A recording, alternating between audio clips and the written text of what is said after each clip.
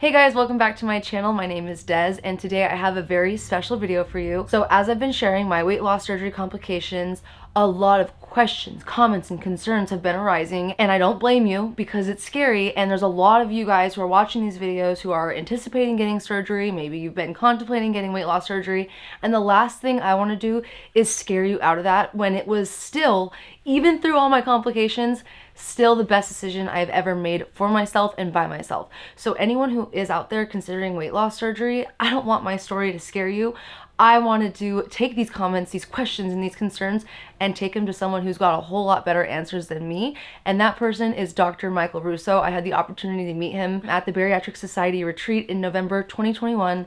And ever since then, he has just been so amazing. He always gives me such a safe place to ask all my questions, and I just really appreciate him. And he actually took the time to sit down with me for a long time and answer all these questions. So as you guys are watching this, if any questions are coming to mind that we didn't go over, please write them down in the comment section below because we are already talking about filming a part 2. So I just want to get as many questions, comments, and concerns addressed as possible because my end goal is to help as many people out as possible. So without further ado, check out this interview that I just did yesterday with Dr. Michael Russo. Hi guys, welcome back to my channel. Today I have a very special guest, Dr. Michael Russo here in Orange County. Now, I wanted to bring Dr. Russo here today because after my last couple of videos, I have scared some of you guys.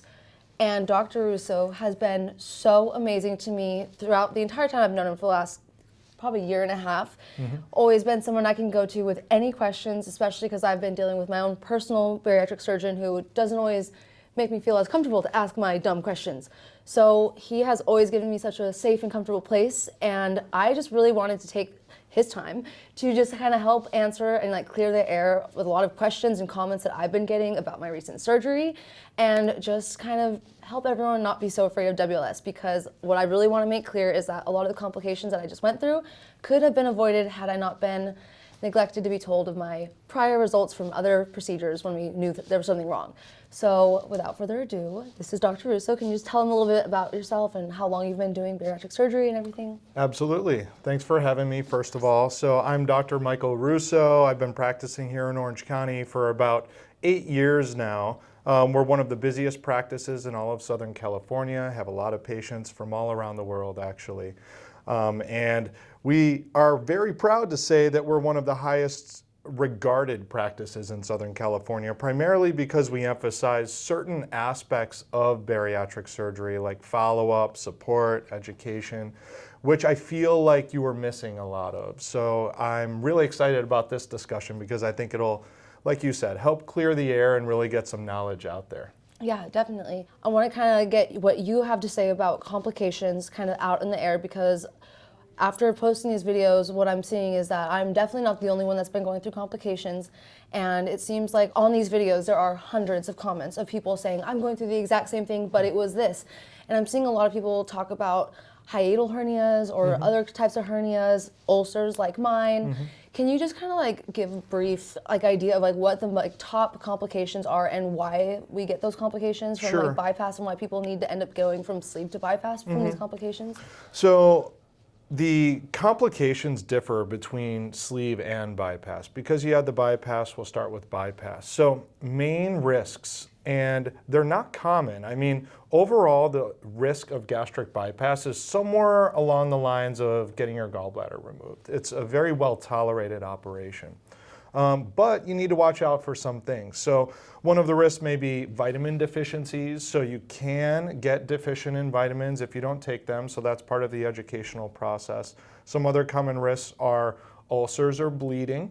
Also scar tissue formation. I'm hearing a lot about the scar tissue. Yeah. So that's something else that we could elaborate on a little bit, but scar tissue formation is primarily a problem with bypass because you're operating all over the abdomen in a bypass instead of just up on the stomach like with a sleeve. So scar tissue is almost never a problem with a sleeve, whereas with the bypass, it's definitely something you need to watch out for. Other complications that are more soon after surgery are like blood clots, bleeding, leak, so leakage from the connections. Yeah, so you can develop a leak early on after an operation due to possible technical complications or just bad luck. Or you could develop a leak late, which is usually associated with an ulcer that's not being treated properly. And what is it that's leaking? Stomach acid? Basically, yeah. So it's your stomach contents or bowel contents. Usually this leak or the perforation, so that's like a hole in your bowels, happens at the connection between your tiny little stomach pouch that's about the size of an egg and the bowels that are connected to it. Okay. Right at that junction is typically where the leak occurs. Okay, that's where I had my ulcer, was right up Right. there. Yeah. That's where they happen. That's a sensitive area. That new connection's very sensitive to stomach acid. My surgeon had also told me that that was like the most common place for an ulcer, and that's exactly where I had mine too. So as far as the surgery that I just got, you're calling it the exploratory laparoscopic small bowel resection with truncal vagotomy. I can't tell you how many people in the last 4 weeks now since my surgery have wished me the best of luck. They hope I make it 5, 6 more years of my life. I am apparently gonna die very soon. Can you please shine some light on this short-lived life I'm about to have? Well, Apparently. I'm sorry to laugh. You are not going to die very I soon. wasn't scared until You're I gonna be posted just all fine. about it, and everyone Yeah, has these you're- crazy comments about the surgery I just had. It's actually the opposite. So you're going to live a much longer and healthier life having Music. done things to remedy your weight and remedy your medical problems than you would otherwise have. So don't worry about that. Okay. We could elaborate a little bit more on the details of your procedure specifically, but it's important for you to know that the main objective of your procedure was to take that area, that connection where your pouch and bowels were connected, and cut that out and redo it. Because that tissue, that ulcer, wasn't healing properly and it was affecting your quality of life. It's very rare to have to do this emergently. That's usually because of a chronic bleeding ulcer. So someone's bleeding a lot. So with you, you just had a persistent ulcer that didn't respond to medical management, which means just medications. And that is the indication for going ahead and redoing that connection. That small bowel resection is just part of redoing that connection. You have to remove a small portion of your bowels while you're doing it. But the good news is that it's very well tolerated. Your likelihood of developing another ulcer is very low, and that is even without the vagotomy. And vagotomy very simply means cutting your vagus nerve. V-A-G-U-S, not like Las Vegas. Yeah, exactly. So the vagus nerve controls acid production. So your surgeon's goal was to decrease the amount of stomach acid Yes. present in your little pouch to hopefully decrease the chance of an ulcer coming back. He's just trying to stack the deck in your favor. Okay. Now my next question for you is, if I were your patient, would you have performed that to help fix this? Is that what you would have done? How would you have treated your patient with the same issue? Yeah, so given your circumstances, I would say that a surgical correction of your persistent ulcer was the choice. Right, It's because rare, medication couldn't resolve it. correct. Okay. But my concern with you specifically is that it seems like you weren't optimally treated with medication. It's important to know that when someone develops an ulcer like this, it is cured with medication like almost 95% of the time. So for you to have an ulcer that did not get corrected with medication alone is really rare. And then once I got to know you a little bit, it seems like you weren't on the ideal medication regimen for a period of time. So that ulcer likely worsened during a time where it could have been healing and resolving, hopefully preventing you from having to require surgery. So that's kind of where my path would have been a little different. But given the circumstances of which you were dealing with at the time and when I got to know you, I would say that yes, that was the correct option. Whether or not to do the vagotomy, that's more of a judgment call. There isn't a lot of data to support it in this circumstance, but it's the vagus nerve can routinely be divided or cut during a gastric bypass. Yes, we try to preserve it if we can, but there's really no negative outcome from dividing the vagus. People may start Googling vagus nerve, blah, blah, blah, controls the heart, oh my gosh, you're gonna die. And that may be where they're kind of going with it. I think so. So the vagus starts in your brain, it's a cranial nerve, goes down, and then it gives off branches as it goes down along your esophagus and then eventually terminates on your liver and your stomach. That's where it ends. Now it's giving off some branches to your heart, and it helps regulate heartbeat. But your vagus was cut way down here, down at the very end, so it has no effect ultimately on its impact on your heart rate, parasympathetic tone, and it won't negatively affect your long-term outcome. You will That be makes me feel okay. so much better, because I can't tell you how many comments that were coming in about how, like, I'm gonna have heart issues, Yeah. I'm not gonna have a normal heartbeat, hope you make it the next 5 years. Yeah, it was pretty scary. And I was like, wow, I thought I was getting, you know, all these extra second opinions before actually going through it. But of course, once the video hit viral on YouTube and it was just a bunch of new people, the new comments were really getting to me. So Yeah. thank you so much. Of course. It's a little scary. Yeah, well, I mean, that's what I'm here for, and it's important for other people to know, don't turn to social media for medical advice. You Right. need to have the right people taking care of you, and if you need to find a new surgeon, find a new surgeon, but you need to hear it from people that have an education in that space, and don't put too much Definitely. value into uneducated opinions. Yeah, definitely. And, you know, speaking of that and just like patient care and surgeon-patient relationship, can you touch on that? Because this is something that I've been talking to my YouTube channel about, was just like my journey in going through these complications, and how, you know, my surgeon is someone who's really well known, and of course I've had nothing but the biggest trust in him, and it's also not really my personality to question people and to, you know, say, hey, are you sure about that? I just kind of take it, I trust someone and I kind of take their word for it. And as I've gotten older, I've had to realize, like, I need to ask more questions. I need to get second opinions. And I'm also realizing that, wow, I hear from my surgeon when only I'm, you know, at the ER and they're calling him because they don't want to work on me because they're not my surgeon. And then besides that, I don't really do any appointments. I don't see him throughout the year. I don't see him unless there's something terribly wrong with me. Yeah. And then when I do, it's very quick, or I see the nurses. And so I'm also learning, especially from you and just seeing how you do things around here, there's such a different route that could be taken. There are surgeons and patients who have like a really great relationship and just a really great post-op experience that I didn't even know was a thing. So can you just shine light on what a healthy and successful post-op relationship with your surgeon could look like or should look like? Yeah, so I mean, this was something that was a foundational component of my education in the space. When I did my fellowship, I was at Stanford, and not only did I get taught how to operate and how to do my job well, but the importance of the outside of the operating room relationship that you establish with your patient. Not only do you have to treat your patient with care, like they're a member of your own family, but you need to provide them that level of education and support.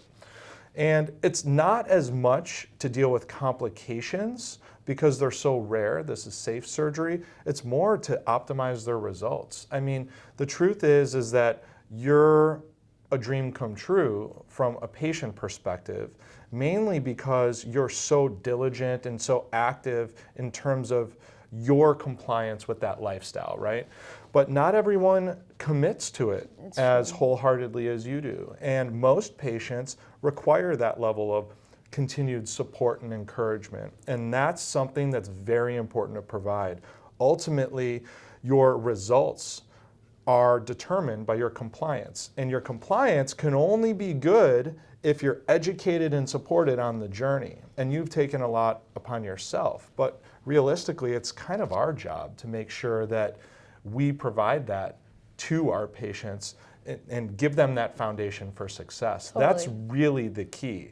And ultimately, it pays dividends because when you compare someone that does have the follow-up and support versus someone who doesn't, say they go to another country to get their surgery and they just get the surgery and they feel like, oh, we're done, don't it's a get magic that. wand, their outcomes are not as good. They're not Right. even close. So it's I didn't think really about that. important. Yeah, it's a critical component to making sure that you have high quality results long term. You've got to be there for your patient. Totally. And how often would you say that you typically like set appointments to see your patients once they get surgery? Yeah, so after they get surgery, I see them very often early on and then it kind of tapers off. So I see my patients at 2 weeks, 6 weeks, 3 months, 6 months, 9 months, 1 year, and then every year after that until I'm Okay. done practicing medicine, which hopefully Wow. will be a long time from now. It will be, I know Yeah. it. Okay, now I'm kind of hoping we can play a little Mythbusters game. Sounds good? Can you please elaborate on coffee, pre-workouts, those kind of things in regards to causing complications post-op? Yeah, so the myth on coffee, pre-workout, so basically something that's high in caffeine, energy drinks, is that they're going to cause ulcers. So yes, caffeine is a vasoconstrictor and it can be a gastric irritant. So it can irritate the lining of your stomach, but it's pretty rare to have an ulcer get caused by caffeine intake. You'd have to intake a ton of it. Coffee specifically is more acidic. Some of these energy drinks can be a little bit more acidic, and again, that's more of a gastric irritant. Yes, if you take in a lot of high acid foods or fluids, it can irritate the stomach lining and cause a gastritis, but that alone causing an ulcer is very, very rare.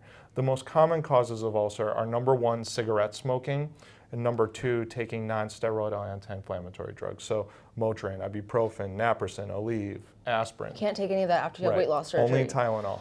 Yeah. Yep. Okay, and when you mention energy drinks, does carbonation play a role in any of that? So the thing with carbonation is the thought with carbonation early on was that it would actually fill up your stomach and test those connections or that staple line and could break open your staple line. And the truth is that really can't occur. Is that also why they say don't use straws? Yes, because the first thing you swallow with a straw is that column of The air, air. no matter what, every single time you take a drink. So you're taking in a lot of air. Now, it's not going to cause a perforation, a leak, or anything like that, but it is true that I don't recommend using them regularly, especially early on, because your stomach is so small. With the gastric bypass, it's the size of an egg. With the sleeve, it's the size of a banana. And when you're taking in so much air with your fluid intake, it occupies a lot of space. You'll feel bloated, you may burp a lot. So it's just an uncomfortable feeling. It's not because of safety concerns. Okay, cool. Thank you for explaining all that. Now that we've gotten through that, can you just explain exactly how dangerous is bariatric surgery? Or safe? Yeah, I mean, it's very safe. A lot of people express concern over the dangers of bariatric surgery because, let me tell you a quick story. I mean, when bariatric surgery was first being done, it was very dangerous. It was done through a big open incision. It was done on patients that were very sick, carried a lot of excess weight. They were literally dying from obesity. And at that time, the mortality rate was almost 10%. Wow. Super, super high.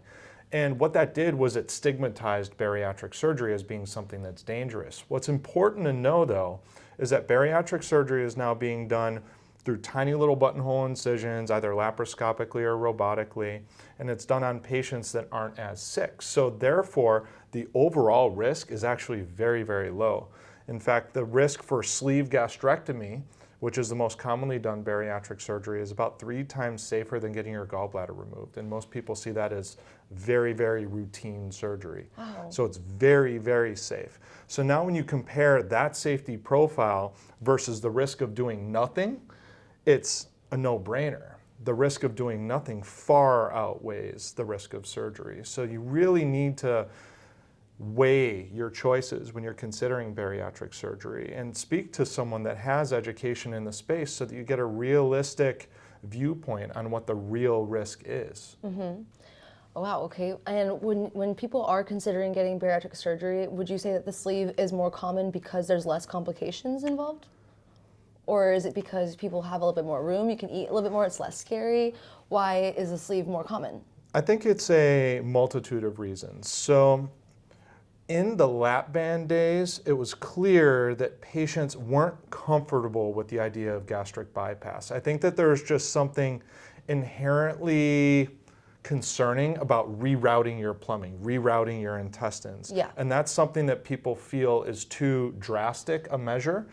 So that's why the band became popular. But the fact is that the band didn't turn out to be a great weight loss tool and had a really high complication rate. And we were finding that out right along the same time as the sleeve became popular, and it had much more durable and safe results. Okay. So it essentially replaced the band. So the sleeve is a tool that's easier to live with in general. I call it a lower maintenance operation when you compare it to the gastric bypass. It's safer. It's about 3 to 5 times safer than the gastric bypass. Overall risk of long-term complications is less.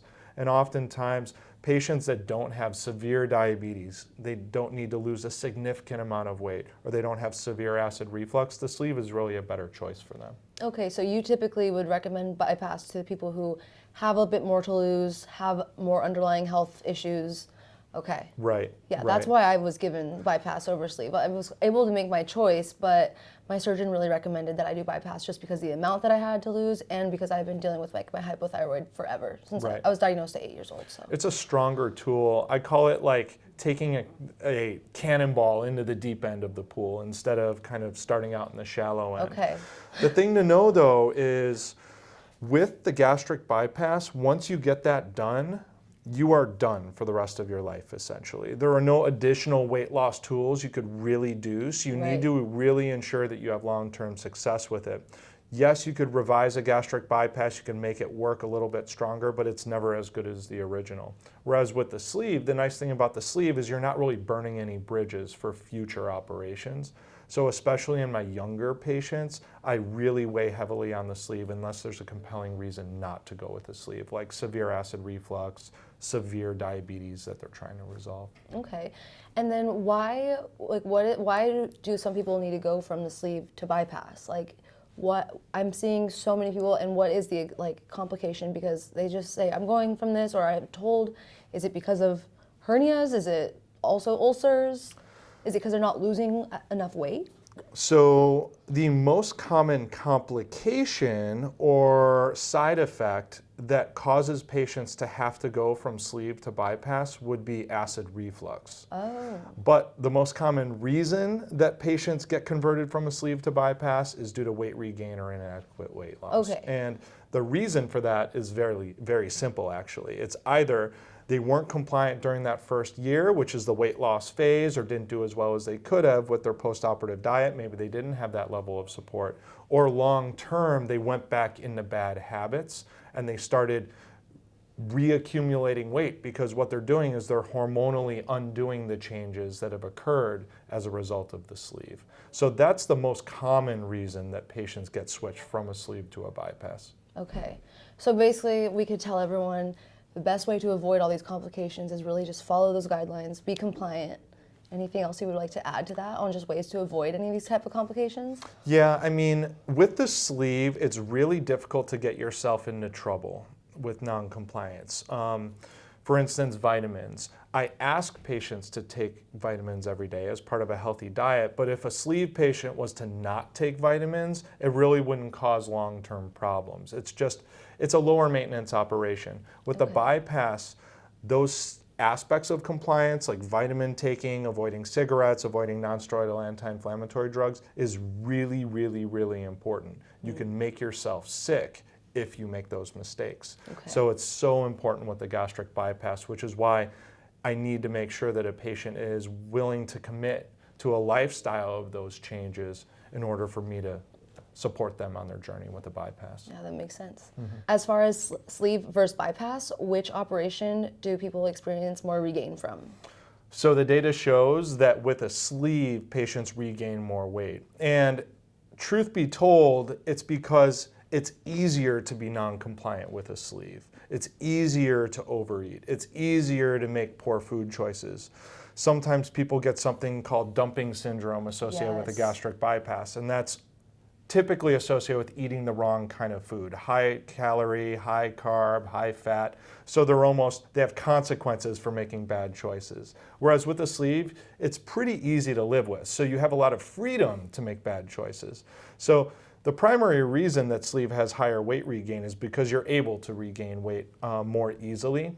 That's why it's so important to have that level of support and encouragement and have a support system either around you with friends and family or with your doctor's office or a combination of both, that if you're starting to veer off course after a sleeve or a bypass, but especially with a sleeve, that it can be addressed right away to get you back on track. Otherwise, you may need some sort of revisional therapy. You are absolutely amazing. Thank you so sweet. much for answering my millions of questions and responding to some of those comments for me. Of course.